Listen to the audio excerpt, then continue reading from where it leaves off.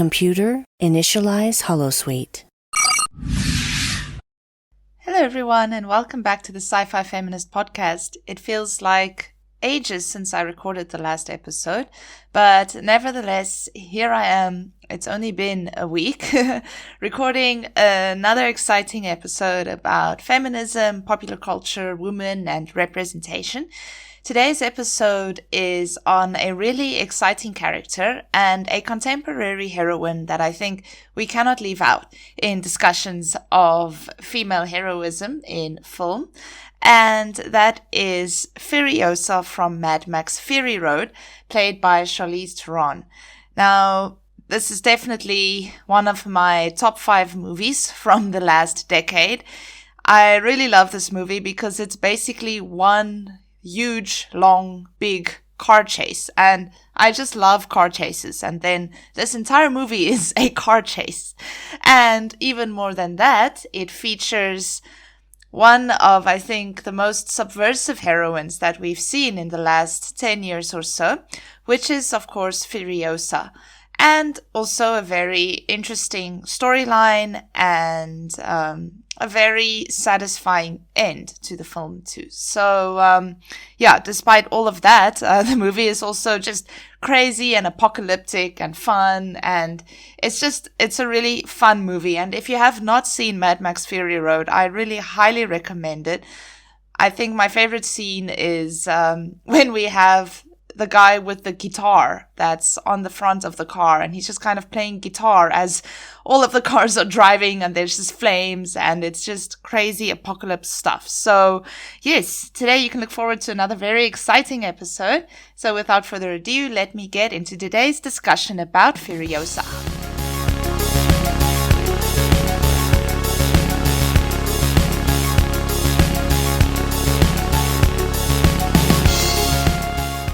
So before getting into discussion of Fury Road, I think it's worth briefly mentioning the old Mad Max movies. Now, I'm not sure if you've seen those. I think Mel Gibson is Mad Max, if I'm not mistaken. And there was it was the third one, I think. It was called Thunderdome, in which Tina Turner also played. And I think that's my favorite one because I just thought Tina Turner was awesome in that movie. And yeah, actually, I watched these movies when I was really young, thanks to my dad, who always showed me and my sister very violent movies as we were growing up. But I think that maybe fostered my passion for women and representation and popular culture. But yeah, to be honest, I haven't seen the first 3 Mad Max movies in over 10 or 15 years. So shows you how young I was when I saw them, because I'm 27 at this stage. But that's beyond the point. One of the things I remember most clearly, I can't remember from which one it was. It might have been from the third one, is this one guy has a boomerang, but the boomerang is also a blade. So when this other guy tries to catch the boomerang, it just chops off his fingers and you see the fingers falling. And I was like, what is this? And of course, Fury Road takes all of these theatrics one step further. And like I said about the scene with the guitar, it is a very, I think I like these types of like totally ridiculous apocalypse type of movies. So to briefly mention the kind of tone from the original Mad Max movies, or the first 3 ones. They're actually Australian movies, if you didn't know. And the first one was initially a really low-budget film. And at that time, Mel Gibson wasn't a very famous actor either. But the movies really resonated with the society in which it was released. And so they made the second and the third one, which obviously had bigger budgets. But basically, Max is this lone hero type of guy. And as one theorist describes Max, or the early Mad Max movies, her name is Belinda Duploi.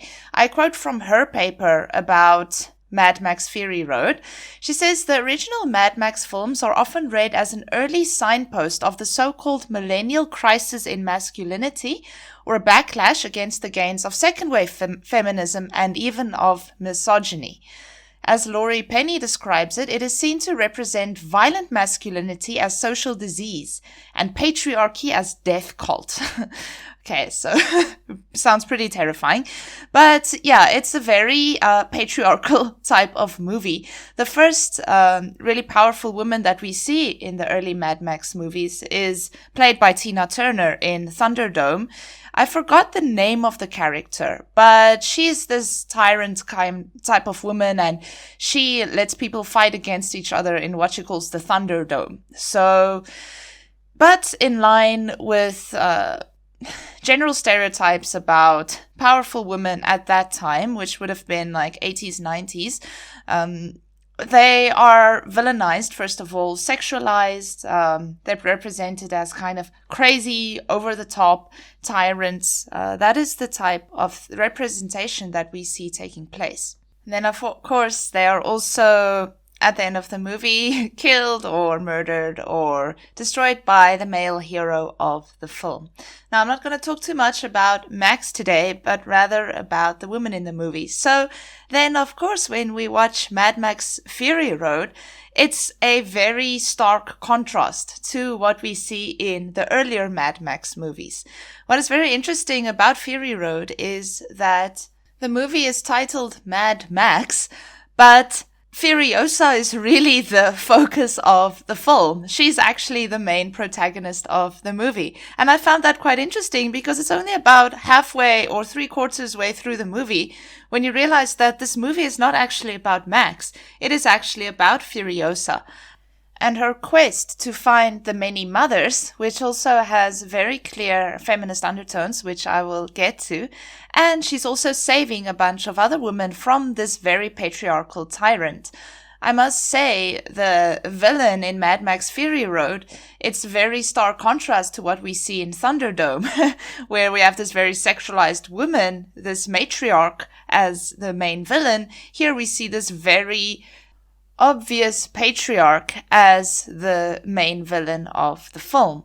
So since we are on the topic of Max and Furiosa then, let us talk a little bit about their relationship. So, as you know, in this film, what is very apparent is that we have a male and a female, both protagonists, but they do not fall in love. There is no romantic relationship between the two, but rather a spirit of camaraderie and helping each other, where they also don't try to one-up each other, but there's a very clear mutual respect between these two characters.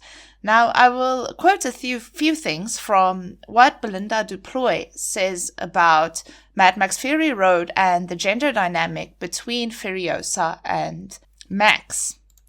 The first thing she says is the gender dynamics of the fourth film are vastly different from those of the first three films, and it elicited much praise as well as criticism. So as you know, whenever you put a woman in a movie and she's the main protagonist and not the male who has been the hero of the movie for 3 movies before that, there are some people who find problem with that. But to move on to what Belinda Duploi says about their dynamic, she says the message is clearly about collaboration and cooperation as essential for the redemption of a world in which gendered inequalities and abuses of power remain deeply concerning obstacles. Now, this theorist even goes as far as to say that Max and Furiosa are traumatized mirror images or alter egos of one another. So they are the aspects of the same subjectivity rather than oppositional binaries. So if I understand this theorist's argument correctly, by the end of the paper, she suggests that Max and Furiosa being in a romantic relationship would be like literally impossible because they are actually one and the same person. They are kind of a mirror image of one another. They are not opposites, but they are basically the same, but different sides of the same coin. That's type of what she's saying. Now, of course, this argument might have some issues too, because then what's the point of having a female hero if she's just Mad Max in disguise? But I'm not going to get into this philosophical discussion of it. One more quote from this author I would like to quickly cite here. She says, Fury Road is a movie about how men and women can be not just allies to one another, as if our fates were separate, but real comrades who must overthrow a common enemy and share a common fate. Another theorist, his name is Martin Rixand, he writes something similar. He says about Furiosa and Max's relationship that Furiosa does not act as Max's sidekick nor a romantic interest, but rather their relationship illustrates what can be accomplished when the sexes cooperate instead of insisting on acting independently of one another in infantile attempts to one-up each other. So yes, like I mentioned too, like Belinda Duploy says, a romanticized happily ever after between Max and Furiosa is impossible because for her they are the same allegorical subjectivity. So they are basically the same person. So I guess in a very rudimentary way, you would say like, oh, she would be dating herself if she was dating Max. Now, what does this mean for feminism? Well, this has to do with, I think, a broader trend in feminism that tries to acknowledge men's responsibility in feminism and in empowering women. We, of course, know, what's her name? Emma Watson. She's running the He for She campaign, which is what this is all about. Now, I'm not sure if I agree with this or not. I don't think I'm going to give my opinion on this, but this shows how Fury Road really is produced in this type of society where this is taking place in the world. And I think it's quite refreshing to see this type of relationship between a male hero and a female hero. One thing that I found problematic about Gunpowder Milkshake, which is 2 episodes back, if you want to listen to that one, is that the men in the movie are really just there for the woman to kill. So they are really just there for the body count, which is problematic. Feminism is not about making men less, it's about achieving gender equality. So I think in terms of that, this movie presents a very fresh take on male-female relationships. And I'm very curious to see what the next movie is going to be like. The next one about Furiosa, the next Mad Max movie. As I've read, I think it's going to be a prequel of Fury Road. So it would be very interesting to see what happens between Max and Furiosa in that one, if Max is even going to be in the movie. Now, yes, let me then move on to the next important aspect about Furiosa, and this definitely has to do with a broader trend in representation that we see, and that is, of course, the fact that Furiosa is such a tomboy or such a desexualized action heroine. So Martin Rixand, same theorist that said that talked about Mad Max and Furiosa's romantic relationship, he says that Furiosa's sexuality is never emphasized, and she lacks typically feminine traits, and her clothing is functional but hardly embellishing, enhancing her masculine appearance. So he also says that her hair is short, and then this makes her blend in with the macho culture of Fury Road's post-apocalyptic setting. So yes, like many action heroines we see these days, Furiosa is not this sexy bombshell, but she's really desexualized. She really wears practical clothing. She's really not there for her sex appeal. I think rather it's her toughness that makes her more appealing. Now, what is very, very interesting is we see the stark contrast between Furiosa and then the women that she rescues, who are all basically like supermodels. They're all these really ideal, beautiful women. They really look like they walked out of a magazine catalog or something.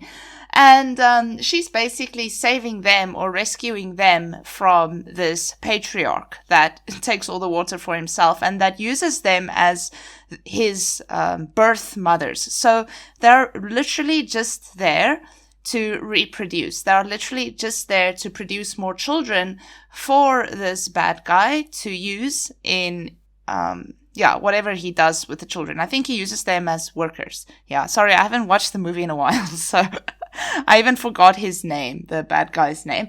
But we really see such a big contrast to like the ultimate oppression of women, which is literally just using women for their reproductive capacity and then keeping them locked up, and they're not giving them any freedom or any choice, and they just have to keep giving birth to babies. And then we also see that they fit the idealized form of beauty, which is also an oppressive force.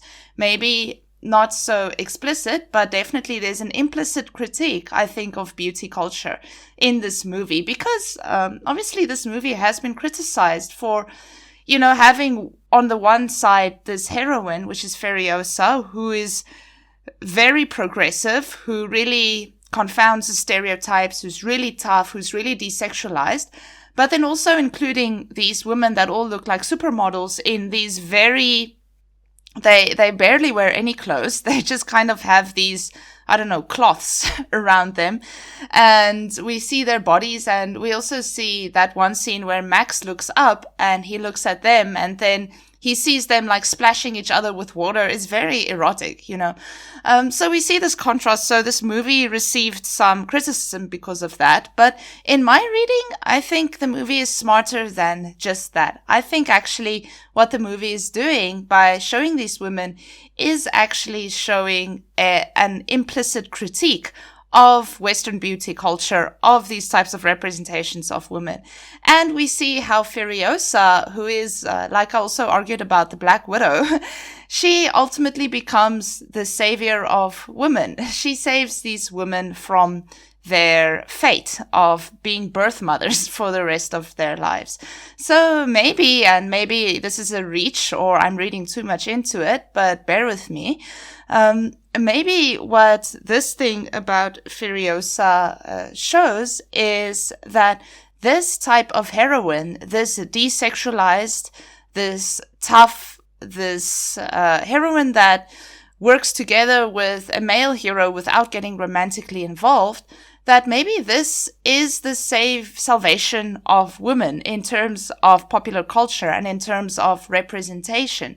She literally saves the women from their fate, but then also, more implicitly, she presents us a different form of femininity, which is, I think, less oppressive than what we see in the representation of the birth mothers, who are totally unattainable. Yeah, no one looks like that unless you're, of course, a supermodel, which is like less than 1% of the world. Yeah, so, you get my point, I hope. I hope I'm explaining myself properly, but that's how I read it. So I don't see it as very problematic that we see those very stereotyped birth mothers, but I think the conversation that the movie sparks is much deeper than simply saying, oh, you know, there are these supermodels in the movie and that don't wear any clothes and that are only used for birth mothers. I think there's much more going on than that. Okay, and then the final aspect of the movie that I would like to point out is that Furiosa's main quest is actually to find what is called the many mothers. So she is a descendant from them. Now, the many mothers are basically her hope for a future in this post-apocalyptic Fury Road world. And I've argued this about other contemporary heroines too, there is a clear emphasis on motherhood and mothers and matriarchy instead of patriarchy. These mothers are represented as the salvation of this deprived world that is ruled by this patriarch. And very importantly, they also have the seeds. So basically the whole movie, everything is a desert. The only water is that which is held in the citadel. And the rest, it's all desert. So there's no plants growing anymore. It's really like an apocalypse, So then by having them have the seeds, which represents life, rebirth, new things, prosperity, all of those things, they are the possessors of that. They are the ones that have the seeds. They are the key. It suggests implicitly, of course, they are the key to the future world that is prosperous, that is fertile, where water is shared equally and not hoarded by one patriarch. So once again, we see that the salvation of humankind, or maybe the salvation of women, but, it suggests that the salvation of all humankind is actually those older ladies, the older women that ride their bikes and that have the seeds. It's also very interesting because it might be, and again, maybe this is a reach, maybe I'm reading in it too much, but there has recently been a lot of feminists that are going back to second wave feminism and looking back to what you would call the mothers of feminism, which is those that theorize the second wave, such as Simone de Beauvoir, Betty Friedan, Shulamith Firestone, all of those second wavers. In feminist theory at the moment too, there is a shift towards second wave feminist theory and an embrace of that and a kind of rebirth of that. We also see that in pop culture. If you've seen Mrs. America with Cate Blanchett, that whole series is literally about second wave feminism. And then there's another one called The Glorias, which is a movie that is about second wave feminism. And there was another documentary about second wave feminism too. I think it was a Channel 4 documentary. I forgot the name. So, in terms of this, we call it a zeitgeist, which is basically like the social context. In terms of this social context, it's then interesting that the salvation of humankind is represented as this bunch of older women. And especially the salvation for women is represented as this bunch of older women. And then also interestingly is that, as you know, most of them don't make it back. But when they do make it back, actually Furiosa is the one that becomes the leader of the Citadel, or it is implied. And then it is implied that she will, manage the resources better. And then she's been given the seeds from the many mothers, which kind of suggests like, okay, we set the foundation. We gave you the tools. We gave you everything. Now you go and run with this and you make the future, with what you have learned from us. So there's a lot of, I think, on the surface, we just see the story unfold. But deep down, if you know the current state of feminism, the current state of society, but especially the current state of feminism and feminist politics, this might really show what feminism is currently doing. First of all, seeing the salvation of womankind as these heroines that are desexualized, that don't conform to oppressive beauty norms, and also as these heroines going back to their roots, quite literally, their second wave feminist roots, which is really the feminist movement that set the foundation for feminist theory and feminist activism today. So, yes, a lot of interesting things happening in Mad Max Fury Road. Of course, we still need to be critical. One theorist, I can't remember who, they suggested that, it is implied at the end of the film that Furiosa will become the new leader. But we can't say for sure if she will be a better leader than the guy who was hoarding all the water for himself. But I guess, that's why you need a sequel to see what happened after that. But we also can't assume that everything's okay now that a woman is at the seat of power. That should also be approached critically. But that's something I don't want to go in too much.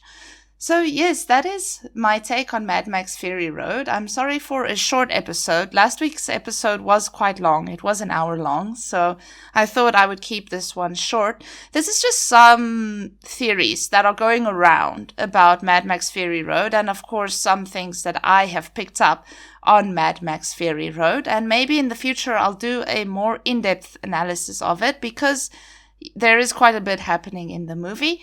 But yes, I just wanted to give you a taste of Fury Road today, and I hope you can watch the movie if you haven't watched it already, or watch it anyway, because it's such a wonderful movie. I think definitely I'm going to watch it again. And yeah, if you have any comments or anything else to add to this discussion, I would be very interested to hear it. So yeah, please hit me up in the comments on my YouTube channel, on Instagram, Twitter, or wherever you listen to your podcasts or watch the podcasts or whatever. Please, hit me up. Let's start a conversation. And also, I'm going to do some self-promotion because I can. I'm selling some t-shirts on Teespring and TeePublic, and soon it will be on Redbubble, hopefully, if time permits it. So yeah, head over there. It's all in my links. So yeah, head over there and get yourself a cool X-Files or Aliens t-shirt if you like. If they shipped to South Africa, I would definitely have bought my own t-shirts, but here I am. Yeah. Anyway, sorry about that. Right, so I'll sign off the podcast here. Thank you for listening once again, everyone, and I bid you a good week ahead. Next week, I already have a plan in mind. I think I will be talking about Lara Croft again, and let me tell you next week what makes Lara Croft a fourth-wave feminist action heroine. Yeah, you can look forward to an exciting episode next week too. Right, so keep safe. Live long and prosper. And then this is the Sci-Fi Feminist signing off for now. Bye-bye. This show is brought to you by Holosuite Media. Computer, list other available Holosuite Media programs. Loading Holosuite preview program for The Janeway, a Star Trek Voyager podcast. Yeah, so then he replays the last entry on the computer, and it's Janeway saying that they need to abandon ship. I have issue with this. Okay. Because it's a captain's log, whatever. Mm-hmm. When is she ever standing in front of a camera giving a captain's log? This is Captain Janeway for BBC News. I mean, she's clearly on the middle of the bridge. Mm-hmm. What's recording her at this point? Chakotay, hey, get the emergency camera rig. Loading Holosuite preview program for The Sci-Fi Feminist, a feminism and pop culture podcast. So she has makeup on, but it's bright red with black eyeshadow and long talon nails. And I was so happy to see Cruella de Vil did have her talons, because even in the 101 Dalmatians film, something that's very prominent, I think it's 102 Dalmatians, when she turns back to an insane person, her shoulder pads come out of nowhere and her nails grow. And I'm just that's the female grotesque. You take this normal woman who is feminine, and then you're double it, and then add talons. Computer, deactivate Holosuite.